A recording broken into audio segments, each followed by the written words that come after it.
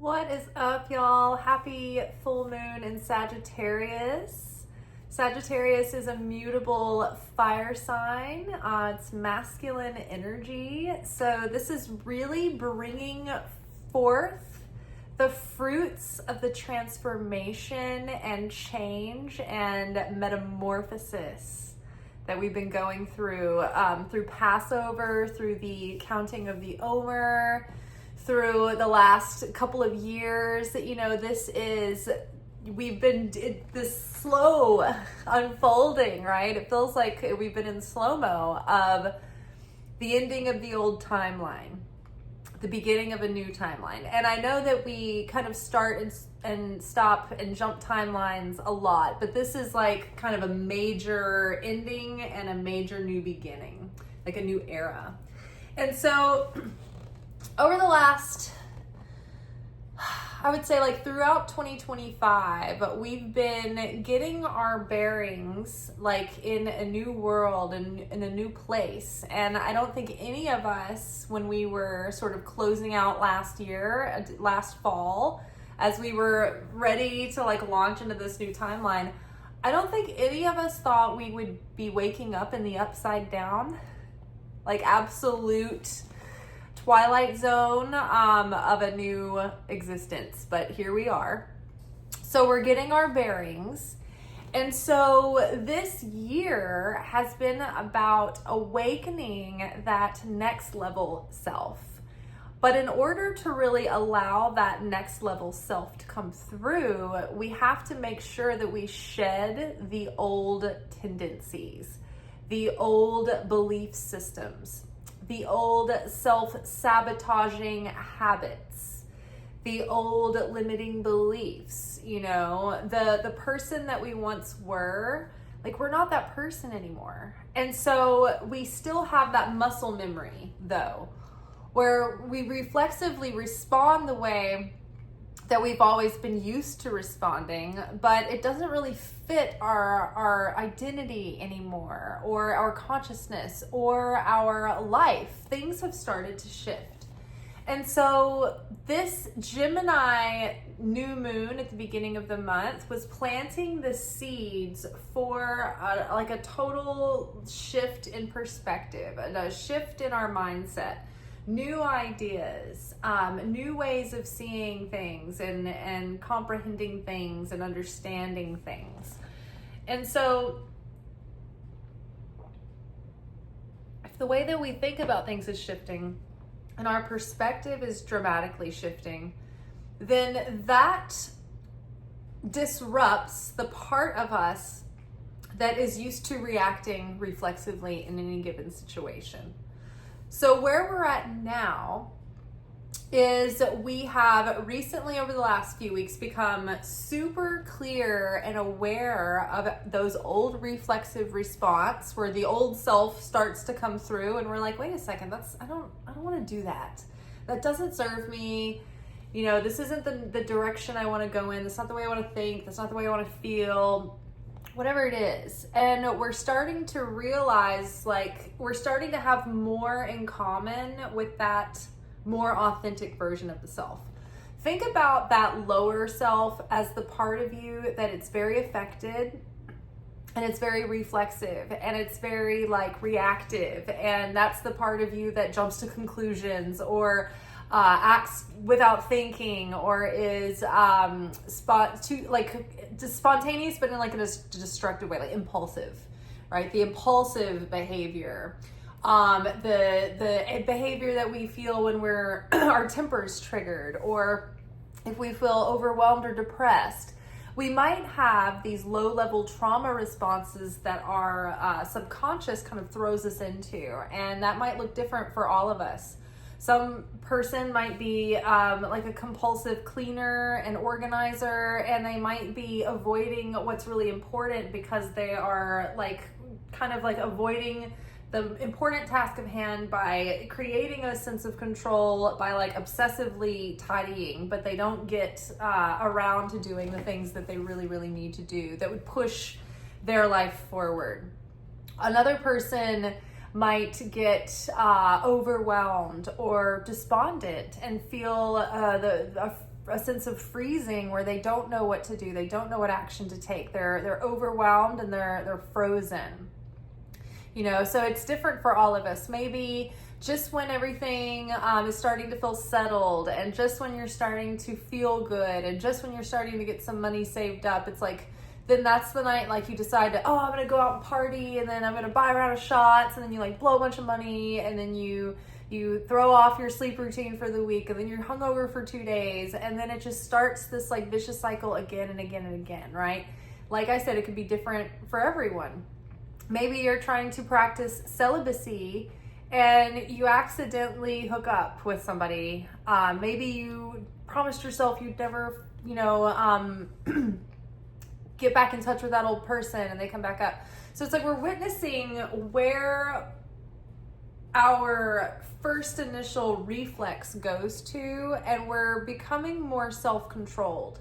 And we have the first level of restriction where we've been able to at least stop ourselves from doing the behavior, right? It's been in 2 phases. First, we've mastered, or we're beginning to master, or getting good practice at restricting the physical reaction. Okay, I want to do this, I want to say that, I want to pop off, I want to punch somebody, I want to do this, I could have just broken that, I want to go shopping, whatever it is. I could eat a cake.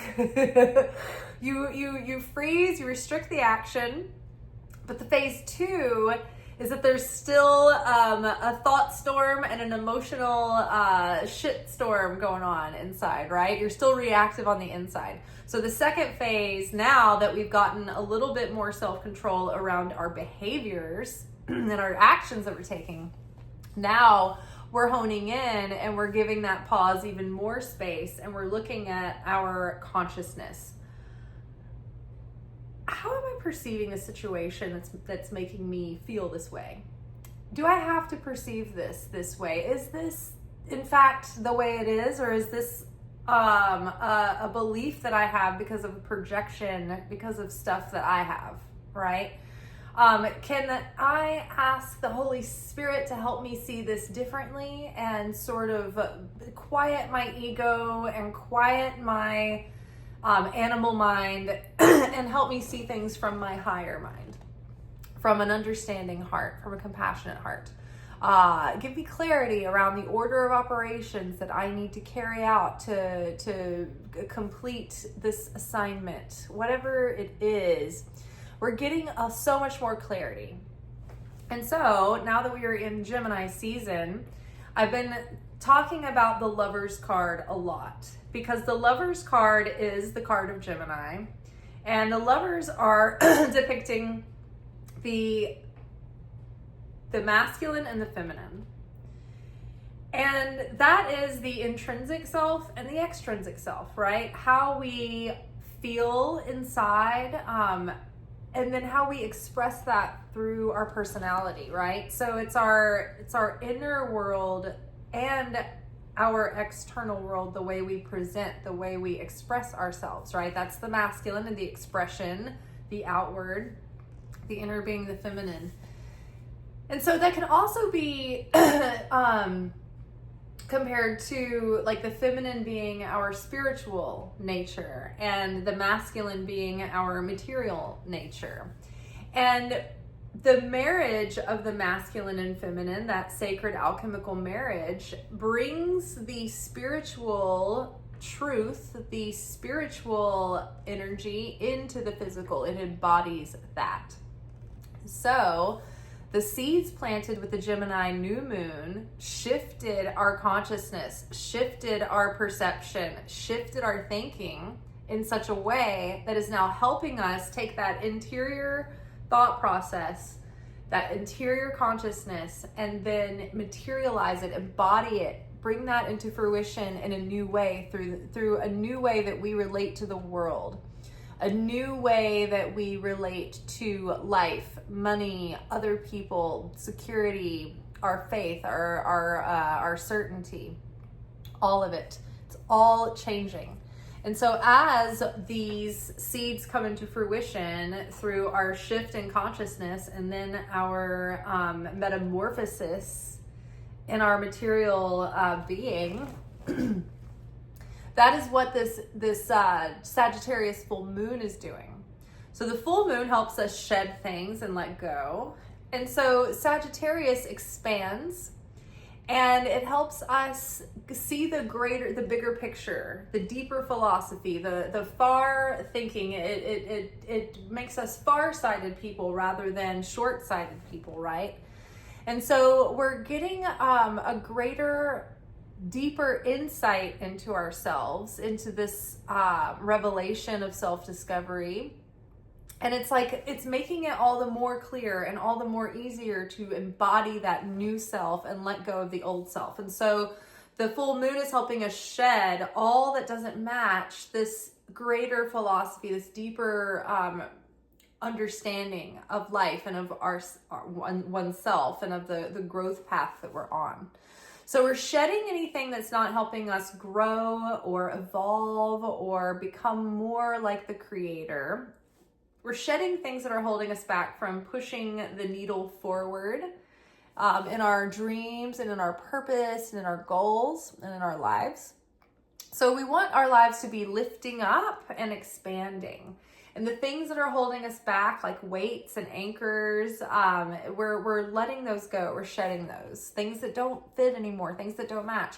Now, we can do this in many different levels, right? It's good to do it in many different levels. So we can do it in mundane ways, like cleaning and weeding the garden and decluttering closets of things that just don't resonate anymore, or things that have become tattered and old that are like leaking energy and aren't adding like a sense of beauty and high vibration into our life. So we can clean house, clean our physical environment, weed the garden, clear our mind, clear our mindset, purge our hearts, right?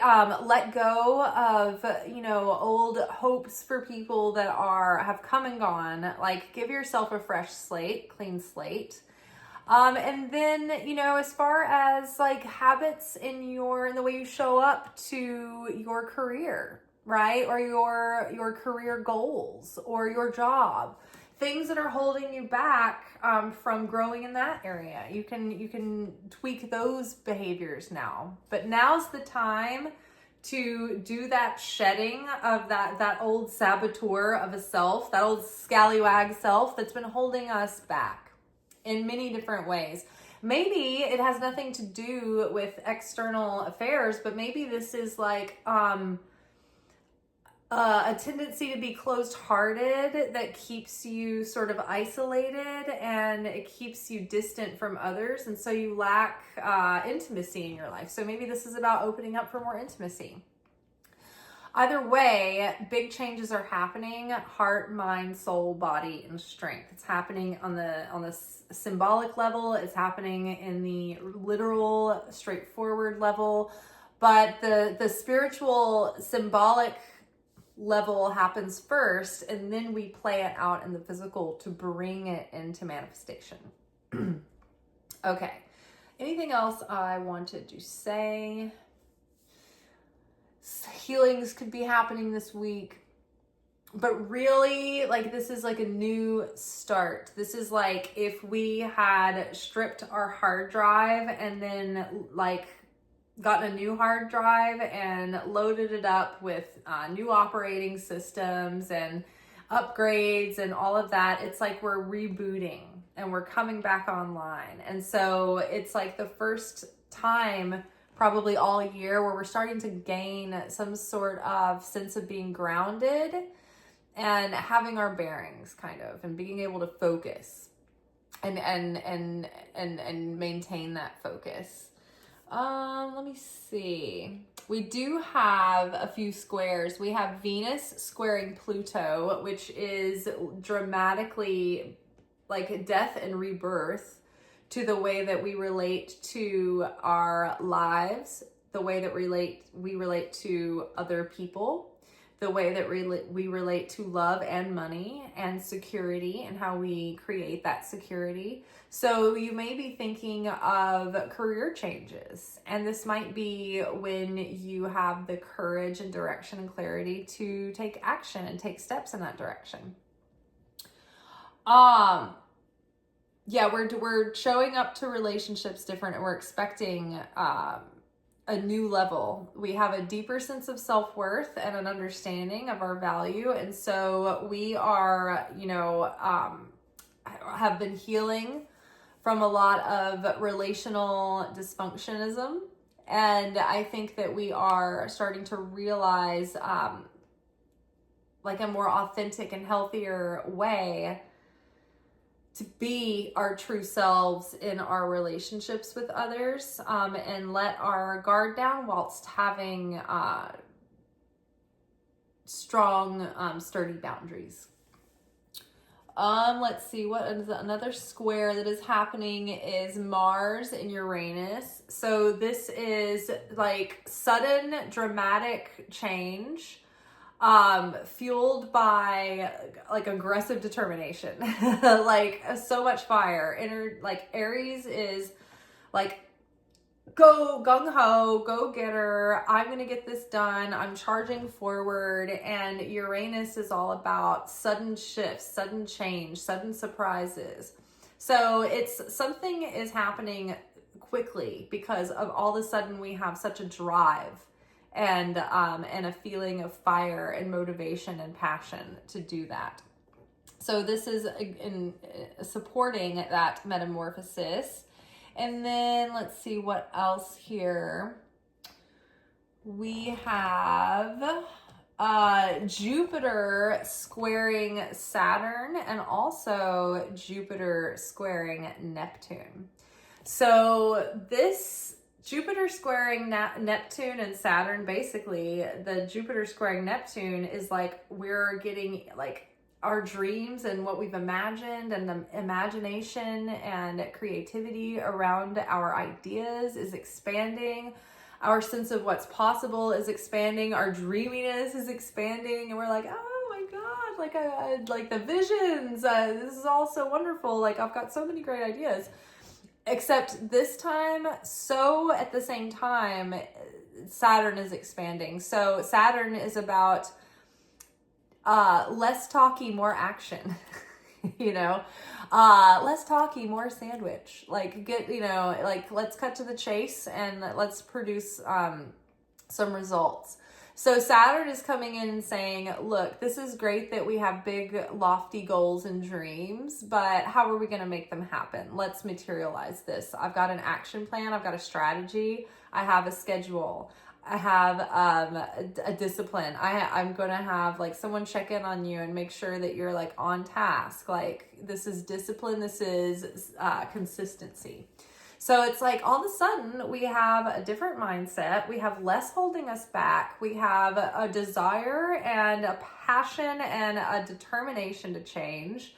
We are getting more excited about our goals and our dreams than we have in a long time, and they're expanding and becoming more vivid. And all of a sudden we have this craving for more consistency, more discipline, and we have that that motivation that we need to start enacting that discipline and really showing up for ourselves. Because I think one of the things that we've been realizing over the last few weeks is all the ways that we have not been showing up for ourselves.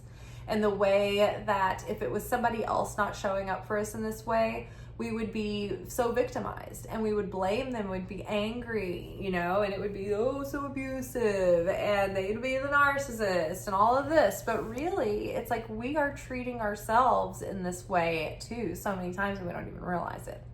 So now we have that to motivate us as well. We're like, I don't want to treat me like shit. I want to be there for me. I want to be like a devoted, committed and dependable me for me. Well, that's what I deserve. So now we're starting to realize that. Okay. And it's becoming more and more easeful to move forward in that consciousness and to follow through. Okay, was there anything else?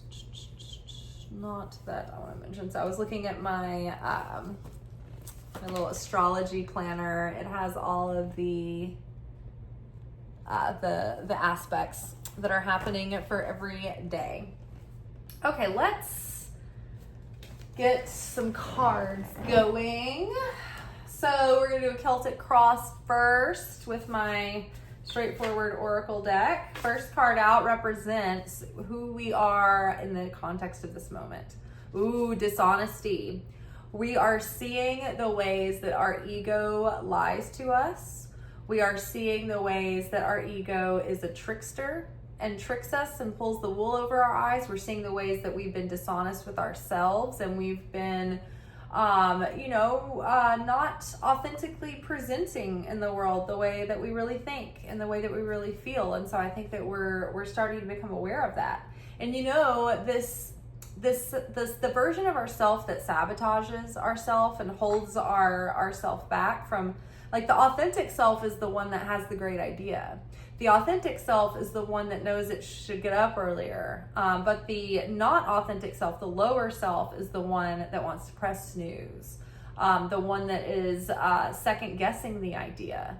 The one that says, oh, that's a good idea. Maybe I'll get around to it someday. But the authentic self would know what was the idea that was going to produce fruit, and they would take action. They would follow up on that. So this is learning to be real with ourselves. Be authentic and real. So dishonesty, lying or being lied to. Now, I mean, if you're on Earth right now, we are all being lied to by all of the major corporations and all of the evil overlords that are rising all over the planet. We have Nazi robots. Like, everything is happening right now. It feels like a sci-fi movie. So everything is working against us to try to lure us into some sort of like trap or trick. So, I mean, that's true for everyone, but let's hone in personally. Where can we look at how we aren't being totally truthful with ourselves or even others in this life, and then where do you know on some level that someone isn't being real with you? That may or may not apply. So lying or being lied to, someone is not being honest with you. You are not being honest with yourself or someone else. Inauthentic or avoiding the truth. Avoiding the truth is probably a big issue right now. It's when things are so overwhelming as they are, we tend to become avoidant.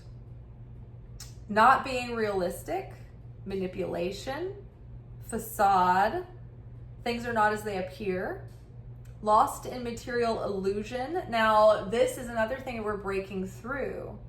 We're breaking through believing that the material illusion that we see is the end-all be-all. That is just the hologram, but that is very changeable, right? We're seeing what the last version of the script is playing out, but depending on how we are transforming in any given moment, how we are shifting our consciousness and our heart, that rewrites the script. The actions that we take, the choices that we make, the script is getting rewritten. So, not getting super caught up in the illusion of what is real and solid. Okay, something is unknown below the surface. Loss, theft, getting cheated out. This sounds like the big beautiful bill. Yes. I mean, come on. Yeah, we're just surrounded by big fat lies right now. Okay, so this next card is going to represent what's crossing us at this moment.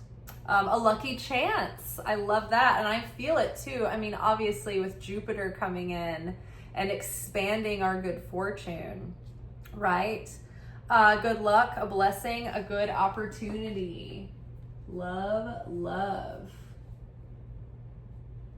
You know, it's funny because was thinking about luck and dishonesty, and it made me think of bluffing in a card game, right? So in a positive way, we should fake it till we make it.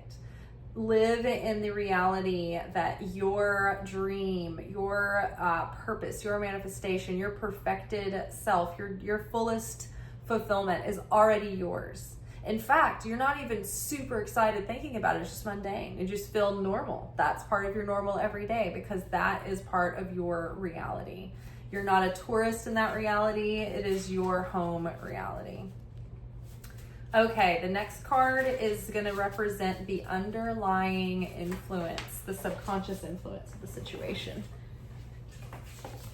Let's see. Party's over. So overindulgence, detox, time to buckle down, balance is needed, sober up, need a sense of purpose. The honeymoon is over, time to get to work. I feel that, and that's basically like a synopsis of what I was saying before. It's like our self that wants to like be immature, play around, act like we've got forever. Like we're feeling like we want to take ourselves more seriously, not in like a heavy way or an uptight way, but like show up for ourselves and quit dicking around, essentially.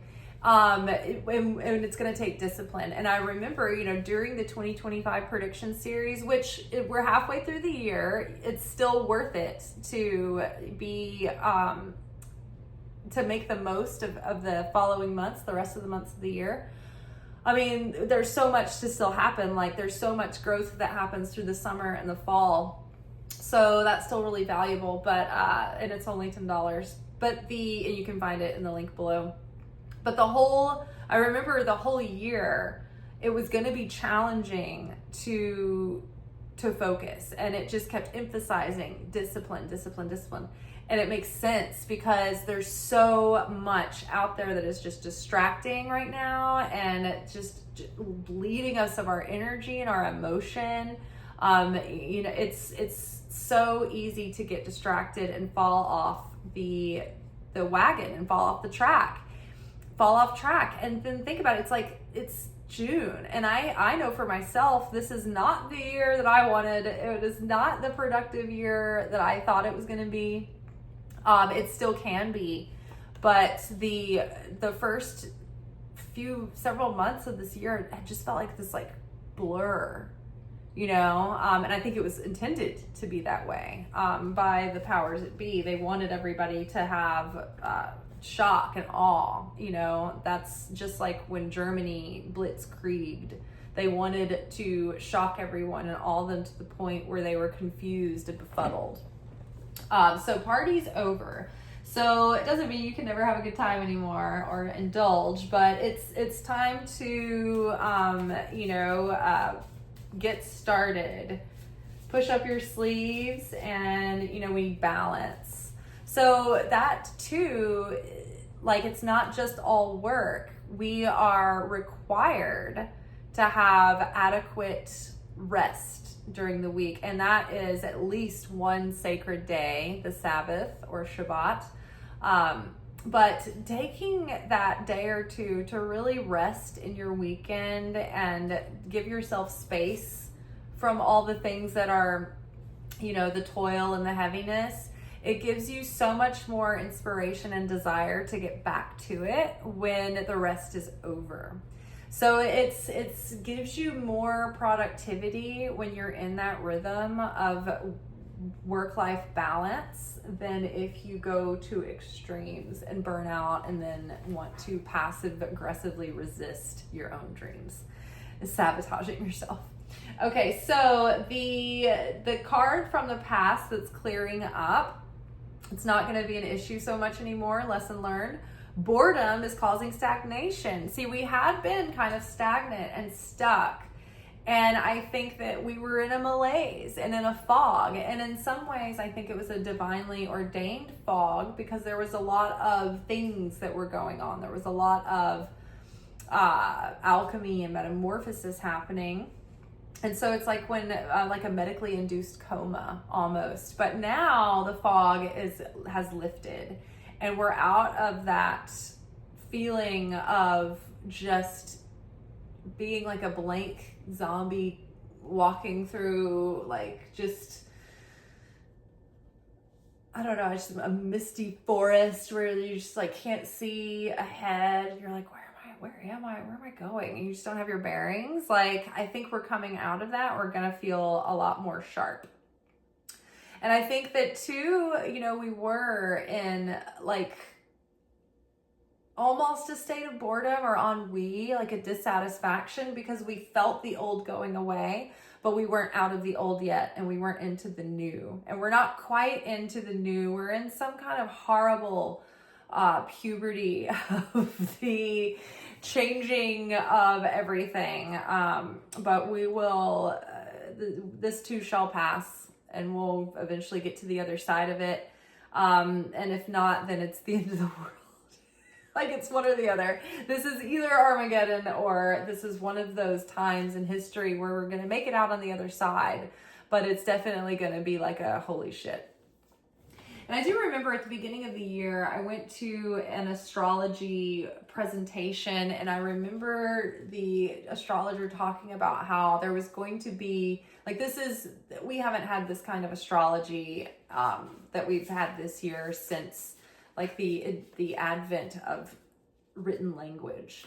And it's shifting mankind so profoundly. And she was saying how we were really going to be wrestling with humankind, and at the end of the year we were going to have some really big close call, a really big, really intense close call for humanity.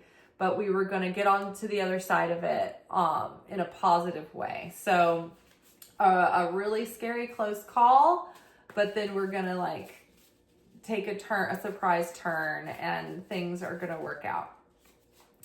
And now that the year is playing out, you're like, oh, it could be a lot of things, but I can see how that's the mood. That's where the plot is heading. That's where the plot's taking us. Let us not forget about that asteroid that's coming. Will forgot about that. I don't know. It's like a few years from now. Okay, so the card that's crowning us is It's a Good Match. So there's romantic chemistry. So there's a couple of cards in this deck that are this repeats, but they're slightly different. And there's a distinguishing difference between them. There is a card that talks about it's a good match, and it's more of like a good creative pairing or good business pairing. But this one is specifically bringing up the romantic pairing, I noticed.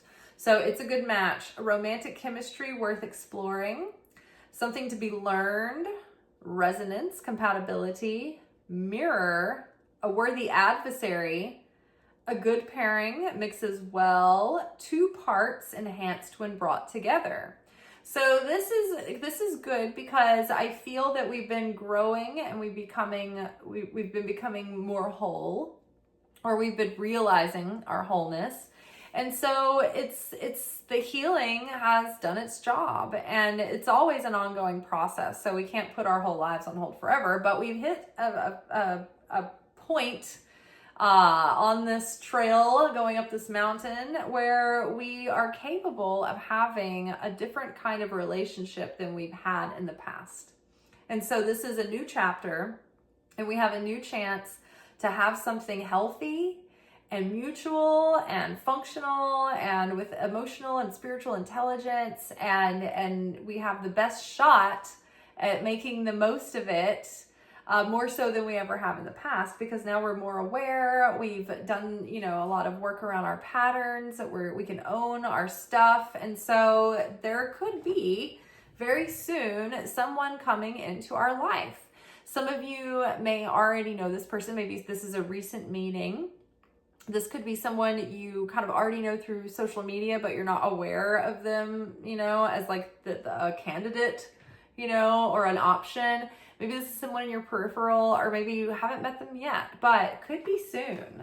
We've had this kind of suggestion coming up in a lot of our readings recently, that it could be time that we could be in a good position to meet a soulmate. All right, what's coming up right around the corner? What is coming up around the corner?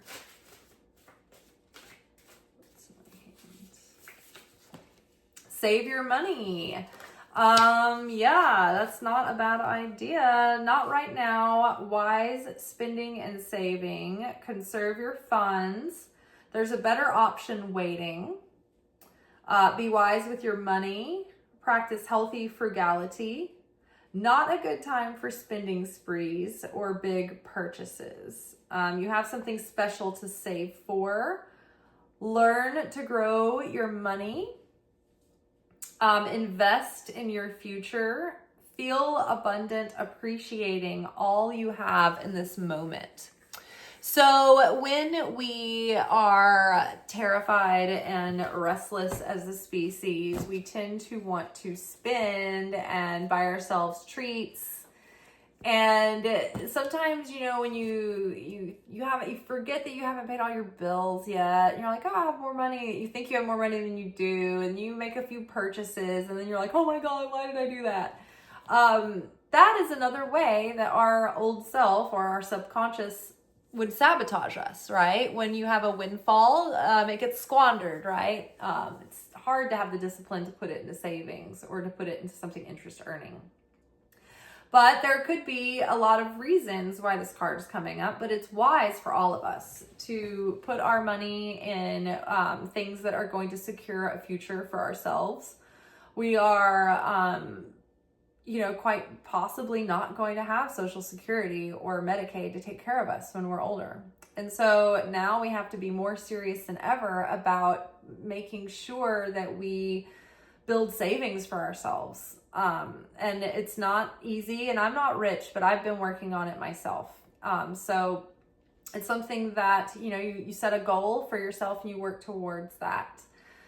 And we can complain all day, but it's not the complaints aren't going to give us security in our future. So I would suggest, I'm not a financial advisor, but I think that it is best to diversify your savings a bit so that you have more security. If one avenue starts to waver, then you have the others, right? If you had maybe 4 pillars of savings where you grew your money in maybe safe ways that earn interest over the long term, and then maybe you have one, if you like something more volatile that gives you a better chance of making more money, then that's a gamble, but you can have that. But definitely, I would say pick a few ways to grow your money with compounding interest over time. And then it's good to have different ones because then it's not dependent on a certain aspect of the sectors or economy. Like, it's good to diversify. So that's just good for all of us. But I mean, maybe you have something special coming up that you don't even know about. I know I'm taking a trip to the beach to Florida with my mom and sister at the end of the summer. So I need to save for that. And it's so tempting to want to spend money and order stuff and buy these little things here and there, but it adds up quick. It adds up quick when you spend it, but it adds up quick when you save it as well. So get creative on ways you can save. I personally like to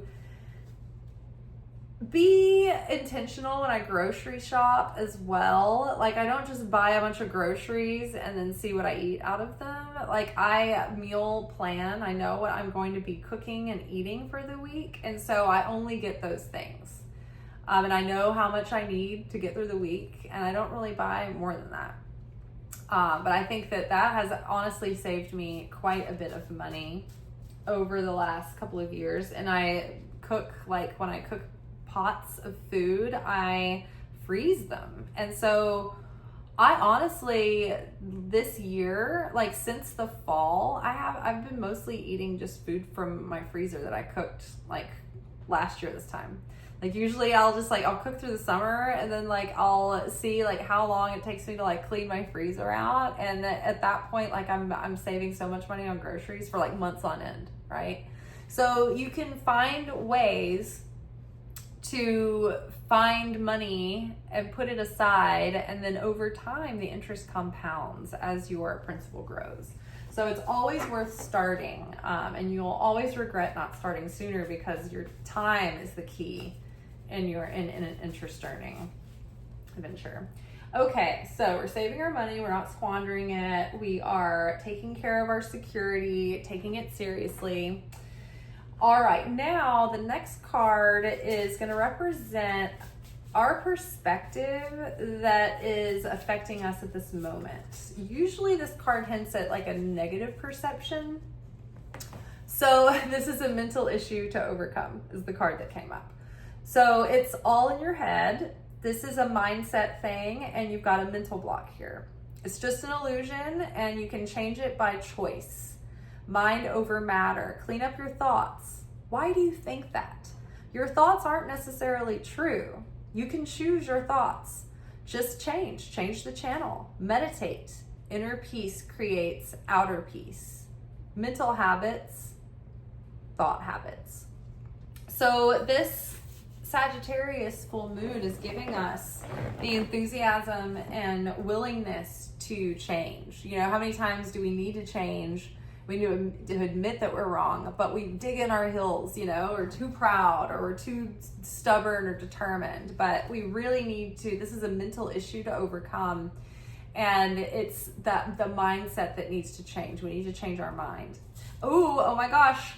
Wow. Okay, so the other cards that came up with this is an emotional issue to overcome. So our thoughts affect our emotions, and our emotions affect our thoughts. They're connected. They're interlinked. And so to have sovereignty over one, it's like you also need to have sovereignty over the other as well. They go hand in hand. There is a third card here that came up in that group. This is an issue of self-worth. So a trifecta here. The core issue is self-worth. We need to deepen and increase our self-worth and how much we think that, you know, how we perceive ourselves. But this will also add in and affect the way that we think and the way that we feel. Our self-worth right now is affecting our mindset and the way that we think, and it's affecting the way that we feel. Take, for instance, okay, imagine that you have low self-worth and you work with a bunch of really attractive, talented people, and everybody else seems to be so like confident and relaxed with themselves, and they'll have fun with one another, and you feel like you don't fit in. And you don't think you're funny, and you don't think you're as smart as everybody, you don't think you have a lot to offer. And so you find yourself becoming a shrinking violet. And then your thoughts start becoming more and more insecure, and you're starting to compare and feel like shrinking. And maybe even in your shrinking, you're like, well, I need to overcompensate. So I need to, put on a bunch of bravado. And so like your thoughts are, but then like, through all that, you're having anxiety, you're getting nervous, and then you're getting upset, and you're getting victimized, and you're getting your feelings hurt. And it's just like this emotional roller coaster that's fueled by all of these thoughts that are springing from the root of that low self-worth. But like you take an example of a person who has deep self-worth, and they feel like they belong, and they're not competing, and they get along with all the girls and all the guys, and they are happy celebrating others as well, and they feel secure, and their mind is at peace. Their mind is clear. Their nervous system is regulated because they're not emotional in and out. Like their heart isn't going like 90 miles a minute, and they're not producing all of these toxic chemicals in their body from anger and fear and contraction, right? So you can see the difference. Like that person that has that self-worth, like they're softer, they're more open, they're more malleable, they can let people in. The opportunities come their way, right? Because they're not like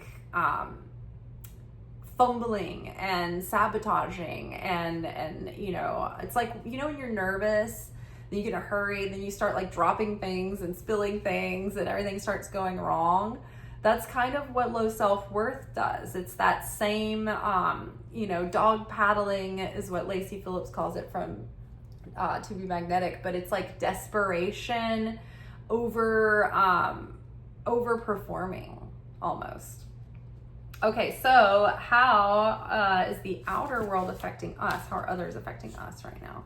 You need a partner. Okay, so a partner will help you take this further, share the load, get help, people with complementing skills, incorporating a supportive element. So incorporating a supportive element. So this could be, like if it's not an actual person, maybe it's a software that you need that's going to help you, right? If you are, say, a business owner and you don't have anything like to book your appointments and send out invoices and you're doing it all yourself, like a la carte, like there are things like HoneyBook and programs and apps that can help you streamline all of this, right? So that might be an example of incorporating a supportive element.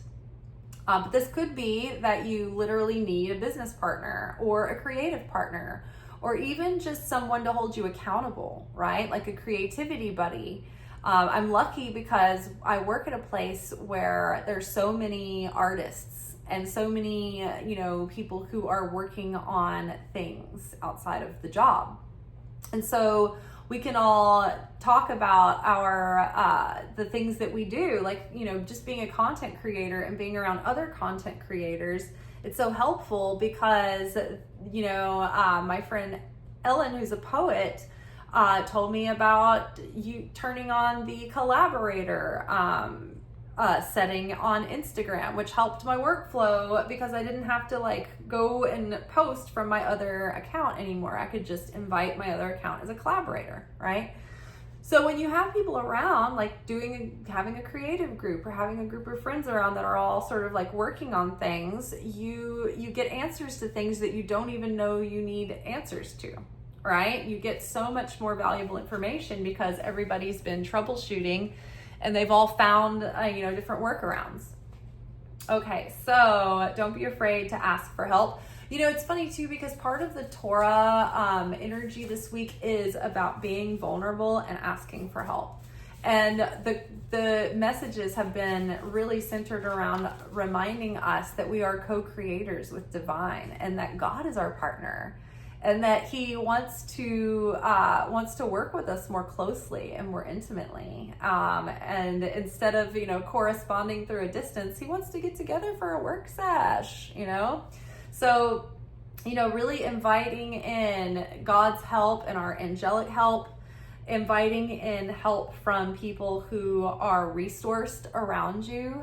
Maybe the help isn't something literal that you need somebody to help you do or help you achieve, but maybe you need help shifting your mindset that day, and you just can't get your head right, and you're in a downward spiral, and you're being a brat, and you're throwing a fit, and you can't stand someone, they're getting under your skin, and they're doing that thing again, and you know that this is the one thing blocking you from all of your success. If you could just make peace with this person who is the perfect trigger in your life to just push all your buttons, and you know that they are the answer, you know that they're the thing that you need to heal.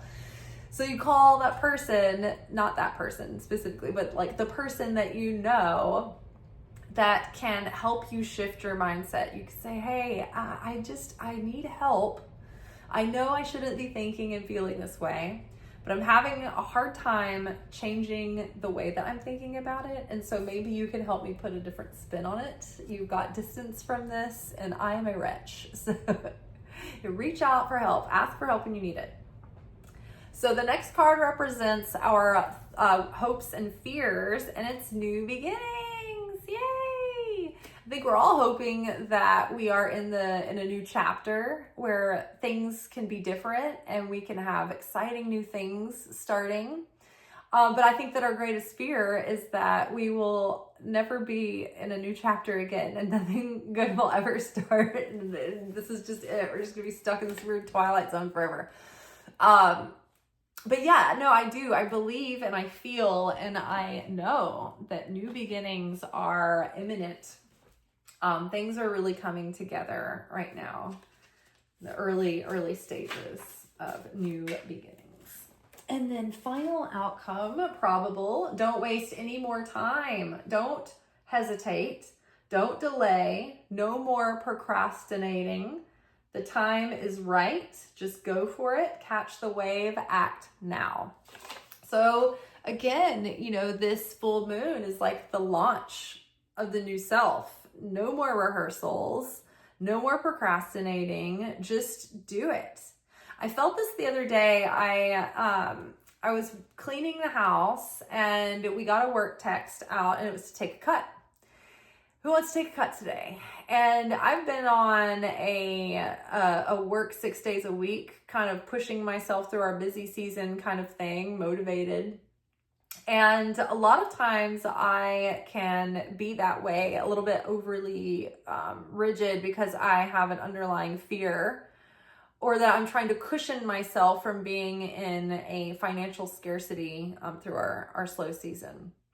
But the other day I was on a roll. I was really productive and I hadn't been procrastinating. I'd just been doing things right in the moment, getting them done, getting them taken care of. And there was an option to take a cut. And I was like, you know what? I'm going to do it. I'm going to take it. I'm going to feel abundant about it. I'm not going to think twice about it. I'm just going to take this cut and I'm going to continue what I'm working on. And it was such a productive and satisfying day. And I didn't procrastinate and I couldn't believe, I got my whole house in order, and I only had a few of those random miscellaneous chores left that make you feel like you can't really focus on your creative projects. I was like, man, in the next couple of weeks I might be like a normal person again. But yeah, I got laundry mountain is done. I don't have any laundry. There's, everything's just so clean and the energy's moving. So don't waste any more time. When you start to give that undivided energy and that uninterrupted energy to the universe, it multiplies it. It really does. It really rewards you for your diligence and determination.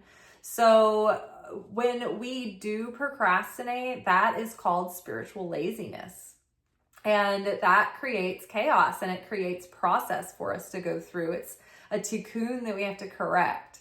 So there's a difference though between not procrastinating and not hesitating and then being too impulsive, right? And I think that we're becoming more discerning, or we can definitely discern between those two. But it's time to hop to it, get to it. No wasting time.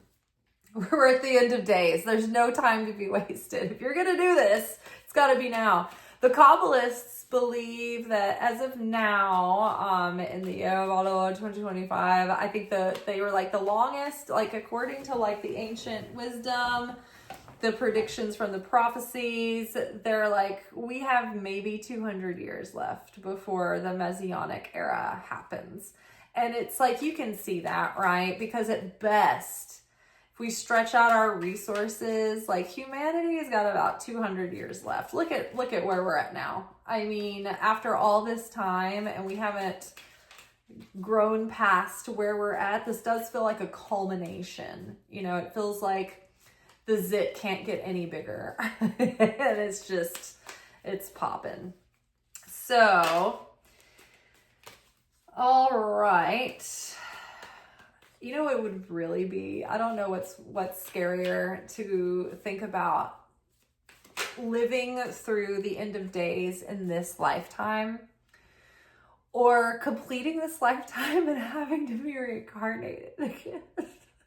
And living in the final 200 years of humanity. How many? That's 2 more incarnations. I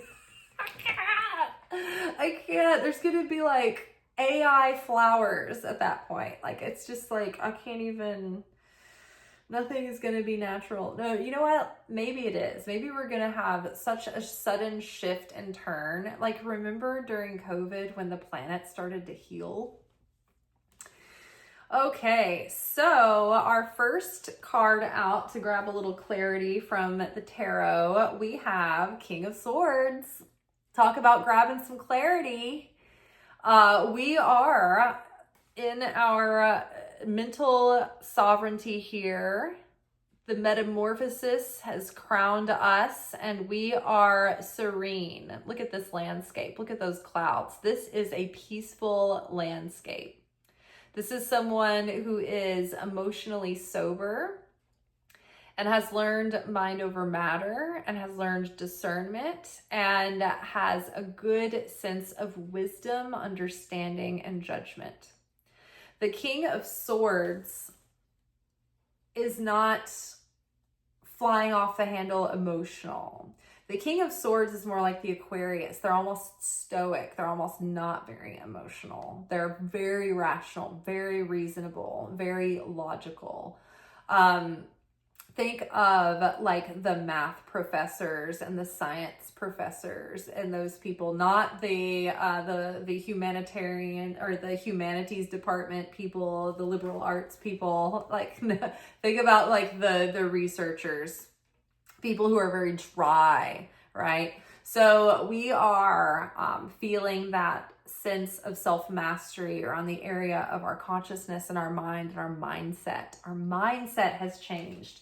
We've changed our mind about things, about the way that we're looking at things, about the way that we perceive and understand. Our view is different. Our hermeneutic lens has changed. Oh, Four of Wands. I love it.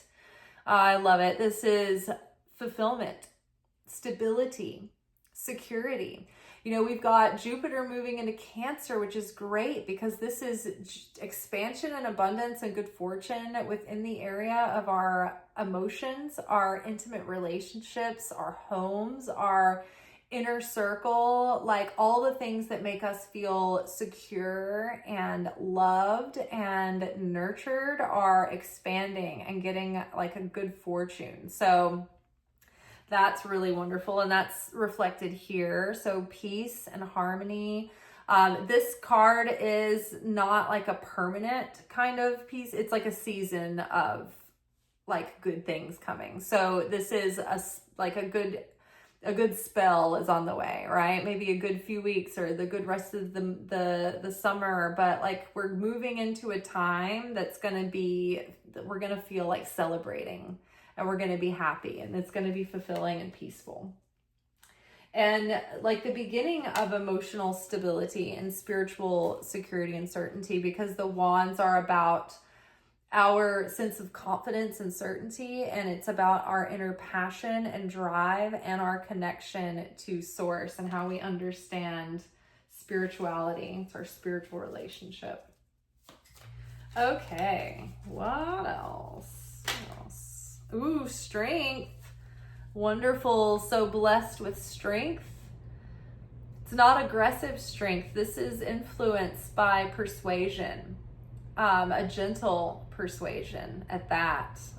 You know, it's like when you are next to someone who's so calm and so relaxed that it actually makes you feel calm and relaxed. We were talking about just like ASMR things at work, and there's a comedian that a bunch of us like, and she does this character called Patsy. It's every county clerk's office, and Patsy's behind the counter and she's chewing mints, and she'll say things like, you know, it just shows her like talking to people that are in the waiting room and people in line, the way that like just like a person at a clerk's desk would like help someone, like show her back there, she doesn't know how to get back there, show her back. And they're always so sweet and reassuring, and they just know what to do. They know what's going on. They're just relaxed. They're doing their thing. They're comfy. They know like they're going to get it taken care of. They're going to, you know, it's okay. You don't pay that late fee. I'm going to have it taken off. You know what I mean? Like it's just so relaxing. That gentle nurturing feeling of solidness. It doesn't have to be a big demonstrative alpha energy. Strength can be that hug from that hearty aunt that just, or that teacher that takes you in and you're just absorbed in their I don't know how to say it properly, but they're just buxom, you know. They have like a good strong like matronly hug, you know, that feels so good. So it's like our inner peace that radiates from within, and it creates peace around us. When we have a strong, unwavering sense of inner peace and fulfillment that's unshakable, when we have any vibration that's consistent and sustained, and we walk into a room, we become the most powerful influence, because everybody else is all over the place, right? They don't know that they're supposed to be centering and sustaining their energy. They don't know that they're supposed to have their mindset under control and be controlling their emotions. So everybody else is just believing the illusions, and they're on an emotional roller coaster, and their energy is up and down, happy one second, aggravated the next, like you name it. They're up and down vibrationally. So that interference in their signal doesn't make them very powerful or influential as far as vibrationally or energetically. But if you go into a space and you have control and you have sovereignty and you have a sustained energy about you and a presence, that can shift the room without you saying a word, without you taking an action. Just your solid, unshakable, unwavering presence, your unwavering vibration will shift the energy, will shift all the people in a space. So that strength, and there's inner strength coming over us that's going to help us get through all the things that make us feel overwhelmed and terrified right now, and really give us the strength to keep going on with our life, right? I think it was during World War II that England came out with the campaign, Keep Calm and Carry On. And it was basically like just encouraging the nation that like the show must go on, you know, life keeps moving. Even in the midst of absolute chaos. It's like we were watching all the LA fires, and you're like watching people like still going to work, and it's like, I guess business is usual, you know? We have to have that strength to keep the world turning. Otherwise, it's just too easy to want to get in the bed and pull the covers over our head. And Jesus had to address this with his disciples, or at least I'm sure he did at some point. But in The Chosen, he has to address them because when he was arrested by the Roman soldiers to be taken in for questioning, they were so freaked out. He was like, just keep doing what you're doing. The Sermon on the Mount's tomorrow. Like, want everything done. So keep production going. Like, I'll be fine. I'll be back.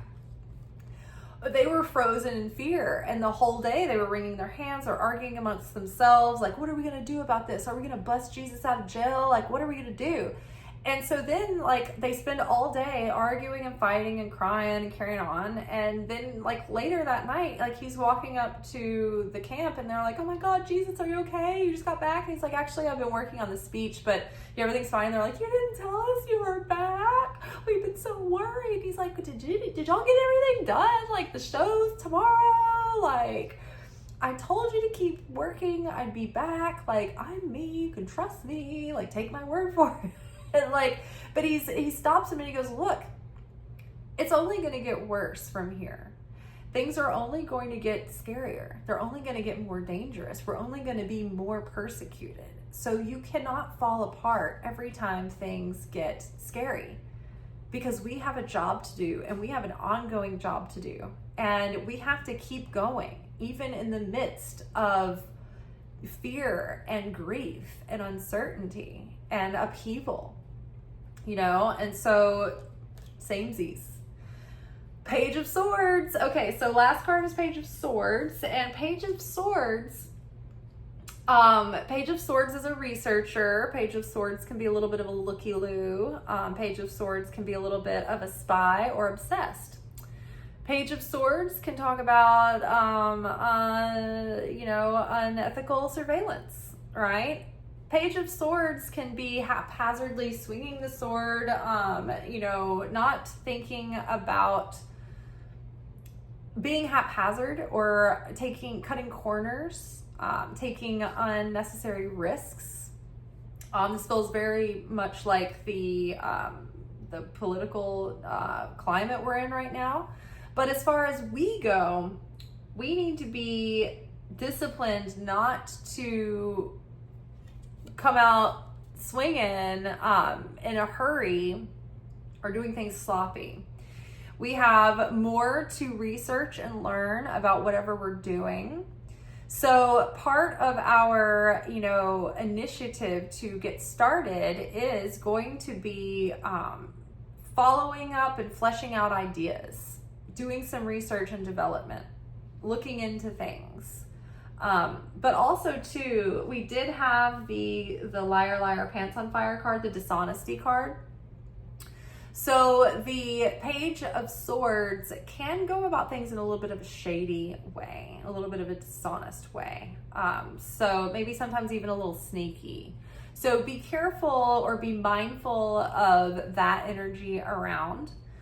And maybe this is, okay, so as it applies to our personal life, you may not have some shady individual in your social circle, right? But I think as individuals living in the times that we're living in now, we should just generally be going about our business under the assumption that we could be being surveillanced. We could be being watched. We could be, there's so many scams, including the way that our government is being run right now. So just be wise, right? This is not a time to be foolish or foolhardy. Be wise about what you are saying and what consequences that can have and who it could affect. We need to be really mindful about our neighbors right now and protecting each other's best interests and privacy, and being really responsible and careful with one another.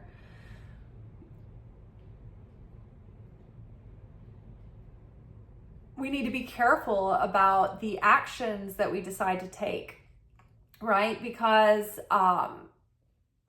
you have to really follow your heart about this, because I do think that we have to resist what's happening, and there's different ways to do that. And protesting has had mixed results in the past, but I do think that we should exercise our right to free speech. And I'm not against the protests, but I do already understand that this administration is just looking for reasons to be heavy-handed and to exert authority. And this is not being done in a legal way. And this is being done in a very dangerous way. And there are now bounty hunters just kidnapping people and taking them to detention centers. That was happening in LA. They were just taking civilians who weren't even involved in the protest, but just happened to be stopped at a stoplight in their cars, like driving near it. So those cronies, they're basically just makeshift posse of self-appointed deputies and bounty hunters, and they're kidnapping people. And so being the most cautious and the most wise and alert and in tune with your intuition, if you feel led to go to a demonstration or a protest, keep your eyes and ears peeled. Pay attention to what's going on around you. If things start to escalate, get away from that spot. Because where the action and loudness and things are, that is where the attention is going to be brought through the people that you do not want to be on their radar. So it's very scary. But yeah, I believe that these people are just like insurrectionists and people on the fringe and mercenary types. They're not official US military or state officials either. They aren't marked properly. There are stories that I just saw today where they were going into LA schools trying to take children, and the schools protected the children. But these are like plain clothes people with no badges, no identification numbers, just claiming that they're there to take these kids. I mean, they could be human traffickers. They could be, and that's essentially what they are, because these detention centers are for profit. So these are private centers who are profiting on every body that they get into the building.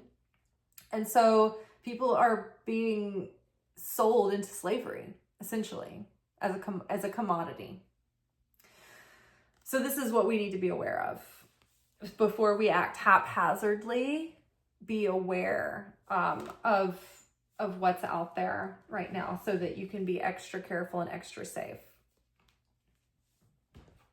Oh, update on Greta Thunberg.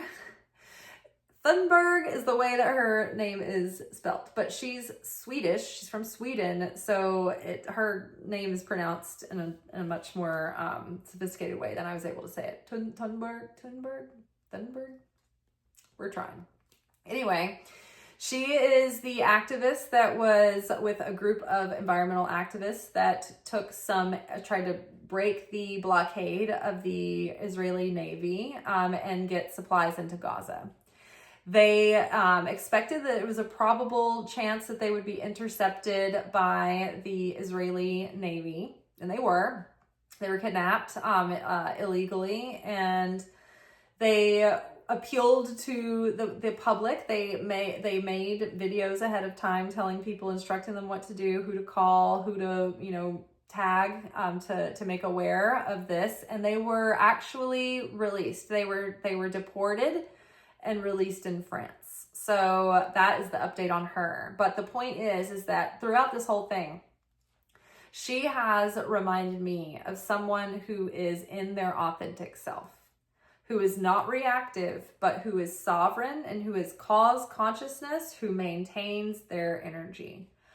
I would have been a nervous wreck, but she was cool as a cucumber through this entire thing. Every time I heard her speak, she was calm, collected, regulated, clear, articulate, chill, confident, capable, realistic, right? Logical, level-headed. Like I have never seen anyone. I'm just like, I'm in awe, like watching her take on the situation. Even during her capture, during the video that she's communicating that they're being captured, totally calm. And I couldn't help but keep imagining when she was in custody, I bet you that she was the same. I bet you she maintained that same level of energy, and I bet her whole team did. I bet they were just calm and not panicked. And this is an example of how, when you're in a state of certainty that things are going to be okay, that the Creator's there with you, right? It doesn't mean that they're going to make it in with the aid, right? They were told, she had this inspiration to do this, right? She went for it. She took a leap of faith, right? Doesn't guarantee that she's going to get into to Gaza how she intended, right? The universe had other plans. So they were intercepted, right? But she maintained that strength and that levelness and that unshakable, unapologeticness. All right. We're owning what we're doing. We're going to stay calm. And in a situation where they might have fallen apart in a panic when they were taken and being held captive, instead, that situation, instead of escalating into a situation that could have gone worse and worse and worse and spiraled, things turned out okay. The Creator was with them. Angels were with them. They were able to get to safety. So that, to me, is a great metaphor and example. I don't know if she has faith, but this is an example of what that would look like if you were going through this process of some crazy thing you're taking on. You're uncertain. Everything is at stake. The illusion is so real, but you don't buy into the drama. You don't buy into the soap opera. You maintain your peace. You maintain your fulfillment, and you navigate the scenario one step at a time. And then it will unfold in a miraculous fashion. Okay, let's grab 4 cards from the Manifestation Oracle deck, Mermaids and Dolphins. Oh my gosh, we have 4 come out all at once.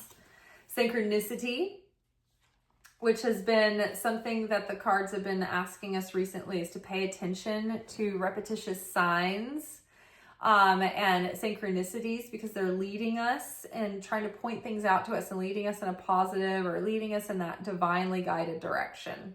Your prayers and questions are being answered by synchronistic events. Notice them in order to increase their flow. Now, one of the lessons that I learned this week from my Kabbalah classes that I listened to was from my teacher, David Guillaume. And he was talking about how sometimes we have things that we have uncertainty about, and we're unclear, and we don't know the decision to make. And we have questions about things, and we don't understand what certain lessons are. Like, what is the lesson in this? Why is this playing out the way that it is? And so we ask these questions, and sometimes we don't get the answer to the question until we've earned it. And I started to notice this correlation recently. I was like, it seems like I get the answer like right after I pass the test, and then I get the answer to let me know that like I did the right thing or something, And then David mentioned that this week in his podcast. I was like, oh my God, I've totally experienced that recently. So that's interesting. Okay, positive energy. Surround yourself with positive people and situations and avoid negativity. So we want to cocoon ourselves in positive energy and positive expectation. Evil tongue and evil eye can just kill a manifestation. Just eat it up and dissolve it. And it just is like sand or water, just like falling through your hands, But positive energy and putting positive expectation and surrounding this thing with other positive people with positive expectations, that can be the exact opposite. It can be the light, the sunlight, right, that shines on the plants after, stormy days, several stormy days in a row, and then all of a sudden everything just shoots up and grows, right? So that's what it's like when you have positive people around you who believe in you, who encourage you, who respect you. And when you can have that mindset about yourself, I think we're being able to see clearly our negativity and shake it off. I do recommend going on Google and finding an emotional scale, like the vibrational scale of emotions, and it shows like the lower emotions and it like stacks them up to like the highest emotions. I have that slide in my album that has all my prayers and things for the morning. And I've been making it a point to look at that vibrational scale and then also look at the wheel of emotions and identify all the feelings that I feel on a regular basis, and being aware, just seeing it on paper. Hey, these feelings are at the bottom of the vibrational scale, and they're holding you back, and they're preventing things from coming in your life because they're keeping you in a low vibration. And so just looking at, okay, how can I get to a little bit better feeling than that? Okay, and now I go a little bit better, a little bit higher, a little bit higher. But yeah, just getting into that positive energy state. Healing the heart. You're a powerful healer. Keep up the great work. So not to go into too much depth, but we have been healing the heart. We've been peeling back the layers of negativity that have drawn veils over that heart and have closed that heart up. And so we are asking God to open the doors of our heart so that we can be aware, so that we can change our heart, so that we can change that darkness and become more loving, more unconditional, more eternal, more compassionate like the Creator. And as we do that, as we heal the heart becomes more and more powerful and more intelligent and more magnetic and more insightful and more clear when it whispers the guidance to us, that we can identify it. And then we have mother healing. So mother healing directly affects your self-worth, and by proxy, it affects your money. Mother issues affect your money and your self-worth. So as we are healing these mother wounds and we are correcting our tikkun with our mother and strengthening the way that we feel about our mother, that is also healing our own self-worth, and it's bringing about change in the ways that we have experienced sustenance and security and abundance, and that it's going to unblock that so that can flow more readily through our life. As your feelings toward your mother heal, your desires manifest more rapidly and accurately. All right. Almost done. What are we at? An hour and 20 minutes? I thought I was feeling tired. All right, let's grab romance oracle cards. So over the next couple of weeks, stay optimistic about our love lives. Positive thinking and faith will bring you romance. So we've got positive over here. Positive energy, optimistic, staying optimistic. Here we have trust that the situation is calling for you to have faith. So we need to trust that things are working out, that there is in fact someone for us out there, or that your relationship can work itself out if you put your heart and effort into it. Ooh, oopsie. Disastrous. Ooh, heart-to-heart conversations. So honestly, discuss your feelings with each other. So I think that it's early, like the earlier you can be upfront in dating about who you are, what you're looking for, and what you want, the easier it is. Because at that point, if you are like, the earlier you bring it up, the less personal someone's going to take it. They're just going to be like, oh, you're just saying that you generally want this. It couldn't possibly be about me because it's too early. But if you wait a threshold of time and you're like, I don't know when to bring it up, then you're bringing it up at a time where it lands more personally on them. And they're like, you want this with me? And you're like, no, I just want it in general. Like, can you see this out? And it feels like they're taking it on and more pressure. So I think that the earlier you can bring things up, the earlier you can identify whether or not you have core compatibility with someone in the long run. And if you don't, then you're not so attached to them, and it's easier to say, okay, thank you, but this is not going to work for me in the long run. And it's easier to walk away than if you stay with somebody and you try to get to know each other and you really like each other after a couple of months, and then you want to bring it up and you're like, I didn't want to bring it up before because I want to scare you off. But it's like you're afraid to bring up your authentic self. And so many times we pretend like we're just like, oh, I'm cool, we're just hanging out, let's just have fun, see where it goes. But really, you're like looking for a real relationship. And so then you're entertaining someone and they're thinking like, oh yeah, we're just having fun, we're just seeing how it goes. But you're like, okay, have we seen how it goes yet? Are you ready to fully commit? And they're like, this isn't what I signed up for. So this is where we need to be honest with ourselves and honest with others and have those heart-to-heart conversations about who we are. Okay, for instance, these days, you cannot be playing around. You need to know some serious things about a person before you're gonna trust them with your freaking rights, with your livelihood, with the rest of your life. Like, there are some nuts out there right now who are trying to lock people into relationships that are going to go very dark very quick because it's all about power. So you kind of need to know where people stand and what their values are, what their beliefs are. Because whereas maybe before it seemed like, oh, people could fall on different ends of the spectrum on things and still have a good relationship, but we're getting into such extreme times and situations that there's a lot of deal breakers on the table these days. Let's just put it that way. All right, you need to find out those things about people before you let the attraction blind you to who they really are. Okay, and last card. Ooh, give your relationship a chance. Work on your partnership.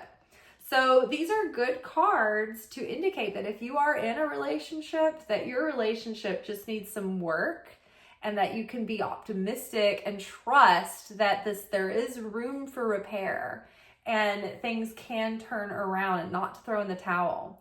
The thing I always like to tell people about relationships is that if you don't do the work and fully take away what you were supposed to learn from that relationship about both relationships, the other person, and yourself, then that person is going to follow you to the next relationship.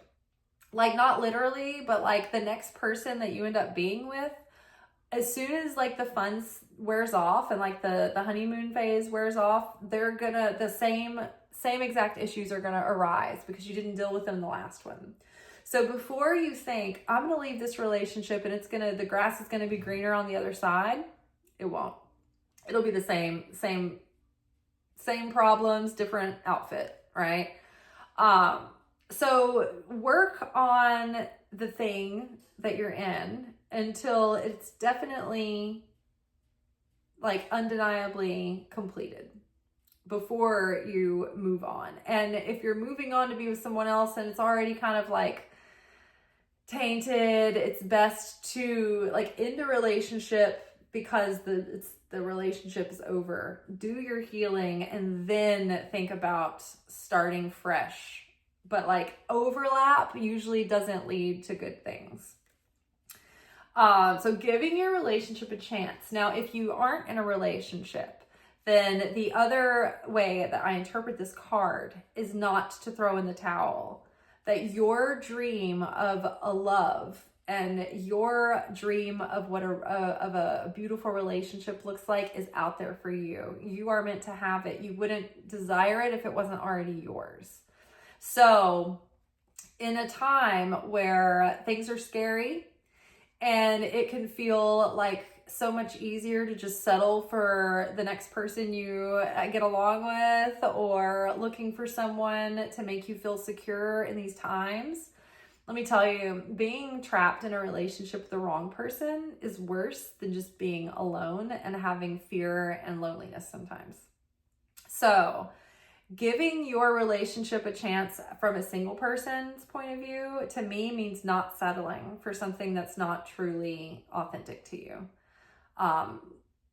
Not settling because of the person has resources, or you feel like they'll protect you, or you'll be safer this way, or, well, this will make my parents happy, or whatever it is. Don't settle for something that's not real. Don't settle for something that's not your idea of what you value in a relationship. All right, give yourself a chance to have the relationship that you know is out there for you. Okay, before we get into our last words from Mary and Jesus, let's grab an Angel Wisdom Tarot card. Let's see, what do we have? Ooh, Ace of Wands, an amazing opportunity. Be bold, courageous, and optimistic. Now is the time to take action. Do what you are passionate about. This basically sums up the entire reading in like 2 sentences. An amazing opportunity. Be bold, courageous, and optimistic. Now is the time to take action. Do what you're passionate about. Great. Okay, I will. All right, and then let's grab a Moonology card. What do we need to know for the waning cycle of this full moon? Ooh, you are good enough. Back to that self-worth. It's crazy. You can't make this stuff up. You are good enough. Self-love. Now, I love that this is full moon in Virgo energy because like Mercury rules Gemini, which we're in Gemini season, and Mercury also rules Virgo, but Virgo is a little bit grounded. It's like taking all of the genius and imaginativeness, and all of that quickness and wittiness and ideas and curiosity and adventure of Gemini, but being able to ground it in a little bit more physicality and order, with a little bit more like calmness. Gemini is kind of, they can be erratic, they can be like so energetic, and they can be so adventurous and so explorative that they have a hard time settling down sometimes, and they always kind of feel like they're at war with themselves. And that's what's happening within ourselves, right? That lower, like lesser authentic self, the reactive self, the self that has us going around in those triggered patterns. We're kind of voting against that self. It's always working against our higher self, and we're leaning more into allowing that higher self to be our highest influence. Okay, let's grab a card from Mary, Jesus's mom. Action. Today, I take action related to the priorities that I have previously put off. No more procrastinating. Today, I take action related to the priorities that I have previously put off. I've talked about this before, but when we set intentions and we make declarations about things that we're going to do, we have a bunch of things to do on our list and they just sit undone, unfinished projects. Those are called empty vessels. And empty vessels attract chaos. So tying up loose ends, completing tasks, like making an effort to kind of tie up some loose ends in that way, taking action towards the things that you want to take action on, really put your money where your mouth is right now. And the universe will bless that. Don't waste this Jupiter energy.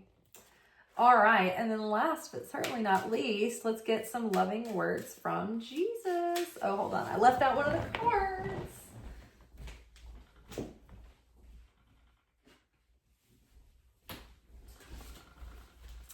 Really stiff when I got up there. My hips. Okay, let's see. What do you got to say, Jesus? Watch season 5 of The Chosen. Oh my gosh, I've never pulled this card. I'm excited. He that believeth on me, the works that I do shall he do also, and greater works than these shall he do, because I go unto my Father. Wow. This is when Jesus says, the things that I do, you will do, and you will do greater than these. But it is by our faith, our trust, our belief, like little children, able to believe without resistance, without doubt. So we believe in miracles. We can be channels for miracles. And that's why all of this reading keeps saying, stay positive, stay optimistic, trust, stay open. Because when we do that, it is by that faith that the miracles happen. It is by our faith that we are healed.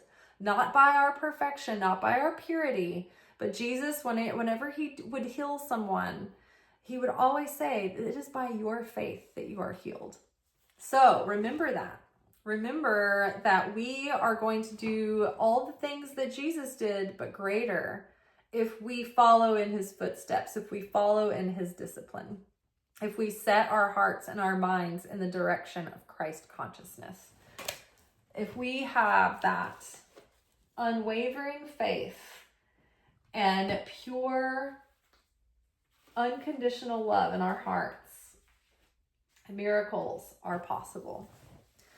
All right, y'all, that is all for our Sagittarius Full Moon workshop. I hope you enjoyed. I highly encourage you to download the 2025 prediction series and finish the year strong. We've got 6 more months, so make them count. And that workshop will help you. It will help you get yourself in alignment with your intentions, and it will help you navigate the energy of the coming months to help you prepare and strengthen and fortify yourself for challenges. Also help you be ready and aware to take advantage of opportunities. All right, y'all. I will see you tomorrow. Ciao.